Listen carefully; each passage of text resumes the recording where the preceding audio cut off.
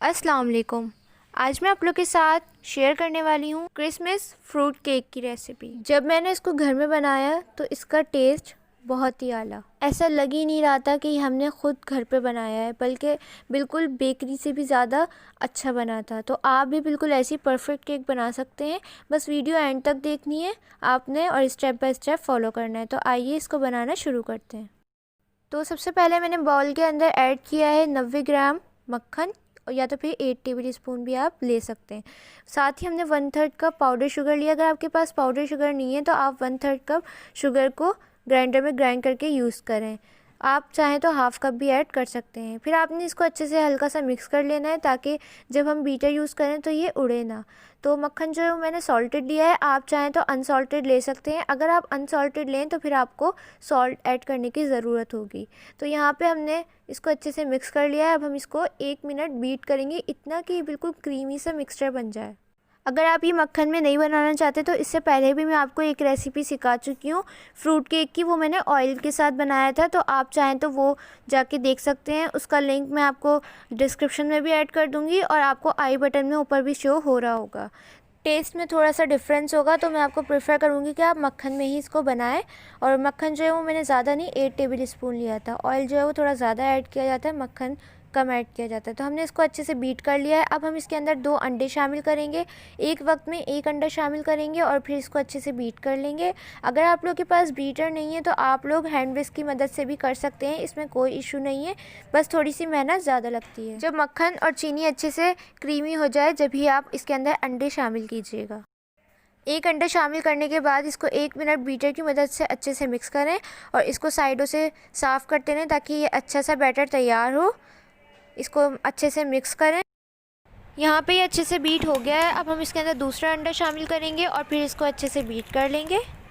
यहाँ पे दूसरा अंडा ऐड करने के बाद हम इसको दोबारा से बीट करेंगे 2 मिनट के लिए। अच्छा, मैं आपको एक बात बताती चलूँ, यहाँ पे मक्खन जो है वो हमने फ्रिज का रखा हुआ लेना है। इतना ज़्यादा हार्ड नहीं होना चाहिए, सॉफ्ट होना चाहिए। और जो अंडे लें वो रूम टेम्परेचर पे होने चाहिए, फ्रिज के रखे हुए ना हो। बेकिंग के अंदर इन चीज़ों का आपने लाजमी ख्याल रखना है। तो यहाँ पे हमने अंडों को अच्छी तरह से मिक्स कर लिया है। अब मैं आपको दिखाती हूँ, देखें आप, इसकी कंसिस्टेंसी इस तरह से होगी जैसे ये कर्ड कर्ड सा हो जाएगा, लेकिन आपने घबराना नहीं है, बिल्कुल परफेक्ट कंसिस्टेंसी है। हमने मक्खन जो है वो ठंडा लिया था तो वो अलहदा हो गया है। तो इसको 1 मिनट बीट करें, जब हम बाकी के इंग्रेडिएंट्स ऐड करेंगे तो ये बिल्कुल परफेक्ट हो जाएगी। तो यहाँ पे हमने मैदा लिया है 125 ग्राम, कप में होगा ये 1 कप। इसको हम ऐड कर देंगे। बग़ैर छाने मैदे को कभी भी केक के अंदर ऐड ना करें। छानने के बाद इसका वज़न जो है वो हल्का हो जाता है और केक जो है वो सॉफ्ट बनता है। साथ ही हमने यहाँ पे 1 टीस्पून बेकिंग पाउडर लिया है, इसको एक साथ ही हम छान लेंगे, तो आधा आधा करके छानेंगे।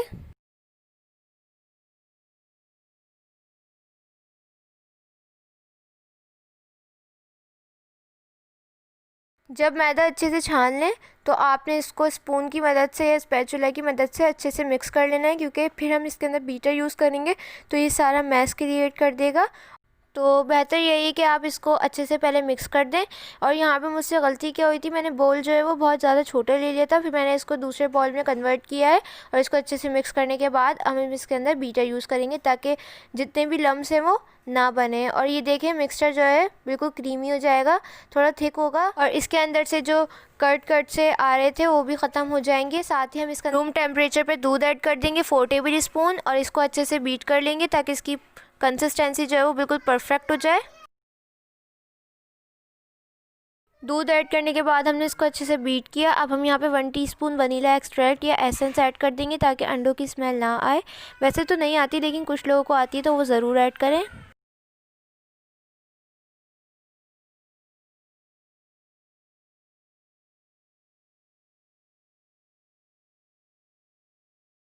एक मिनट हम इसको अच्छे से बीट करेंगे। अब हम इसके अंदर ऐड कर देंगे ऑरेंज जेस्ट। ऑरेंज का जो छिलका होता है हमने सिर्फ वो लेना है, ऑरेंज वाला पार्ट। आपने वाइट वाला पार्ट बिल्कुल नहीं लेना क्योंकि वो कड़वा होता है। सिर्फ हमें इसका एक टेंगी सा फ्लेवर चाहिए और इसका फ्लेवर बहुत ज़बरदस्त आता है, तो आपने ये लाजमी ऐड करना है।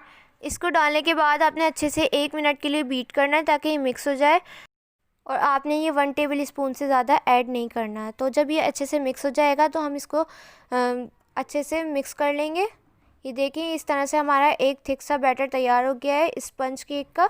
तो इस पॉइंट पे आप चाहें तो सिंपल टी केक जो है वो बेक कर सकते हैं, लेकिन मैं इसके अंदर वेरिएशंस करने वाली हूँ, तो आप लोग आगे देखते जाएं। यहाँ पे मैंने 2 टेबल स्पून टूटी फ्रूटी लिए और ये रेड और ग्रीन में लिए। आप चाहें तो रेड और ग्रीन में चेरीज़ भी ले सकते हैं, उनको भी छोटा छोटा चॉप कर लें। टूटी फ्रूटी की रेसिपी मैं आप लोगों को पहले भी सिखा चुकी हूँ, उसका लिंक भी डिस्क्रिप्शन में मिल जाएगा और आई बटन में भी। यहाँ पे हमने ड्राइड एप्रिकॉट यानी कि खुबानियाँ ली हैं 2 टेबल स्पून। साथ ही हमने यहाँ पे किशमिश ली है 2 टेबल स्पून, इसको हमने अच्छे से वॉश कर लिया है, ये भी ऐड कर देंगे। आपको जो भी फ्रूट पसंद हो वो ऐड करें इस पॉइंट पे। साथ ही हमने 2 टेबल स्पून मैदा लिया है, इसको हम इसके अंदर ऐड कर देंगे और इसको अच्छे से कोट कर लेंगे। ऐसा करने से जो हमारी किशमिश और जितने भी हमने टूटी फ्रूटी ली है वो नीचे जाके बैटर में नहीं बैठती, तो इससे बैलेंस रहता है। ये ऐसे करके ही ऐड कीजिएगा, वरना कुछ लोगों की जो टूटी फ्रूटी वगैरह होती हैं वो नीचे जाके बैटर में बैठ जाती हैं। तो हम इस पॉइंट पे ऐसे इसको ऐड करेंगे। इसको ऐड करने के बाद आपने इसको मिक्स करते जाना है अच्छे से, सिर्फ स्पैचुला की मदद से, और सिर्फ इसको इस तरह से करके आपने फ़ोल्ड करना है। ज़्यादा इसको मिक्स नहीं कीजिएगा, बस ऐसे करके आपने इसको फ़ोल्ड करना है।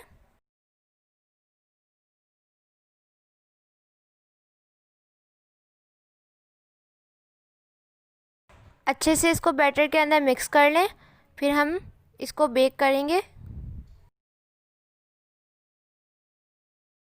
यहाँ पे जो हमारा क्रिसमस फ्रूट केक का बैटर है वो बिल्कुल रेडी है। अब हम इसको बेक करते हैं। यहाँ पे हमने मोल्ड ले लिया है और इसको अच्छे से ग्रीस कर लेंगे। आप किसी भी शेप का पैन ले सकते हैं और इसको अच्छे से ग्रीस कर लें।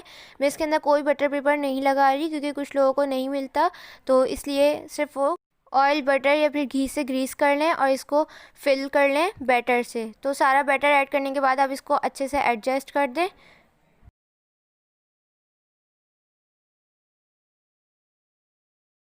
यहाँ पे हमने थोड़ी सी टूटी फ्रूटी ऊपर से ऐड कर दी है, ये ऑप्शनल है। यहाँ पे हमने एक पैन लिया है, आपके घर में जो भी ख़राब पैन हो उसको लें और उसके अंदर स्टैंड रैक रखें, और ताकि डायरेक्ट जले ना, और इसके ऊपर आप पैन रख के कवर करके 40 to 45 मिनट मीडियम फ्लेम पे बेक कर लें। और आप चाहें तो 180 डिग्री पे ओवन में भी कर सकते हैं 30 to 35 मिनट्स के लिए। तो यहाँ पे 45 मिनट्स हो गए हैं और इसके अंदर से बहुत ज़बरदस्त खुशबू आ रही थी, ये देख सकते हैं आप। ये बिल्कुल परफेक्टली बेक हो गया है और इसका अच्छा से कलर भी आ गया है। तो आप लोग स्कीवर डाल के या फिर टूथपिक डाल के इसके अंदर चेक कर सकते हैं। अगर बैटर आ रहा है तो मज़ीद 10 मिनट और पका लें। तो अब हम इसको डीमोल्ड करते हैं। यहाँ पे देखिए इसने अपनी साइड्स जो हैं वो छोड़ दी हैं, इसका मतलब है केक बिल्कुल रेडी है। तो एहतियाती तौर पे आप नाइफ़ से साइडों में लगा दें ताकि ये आसानी से निकल जाए।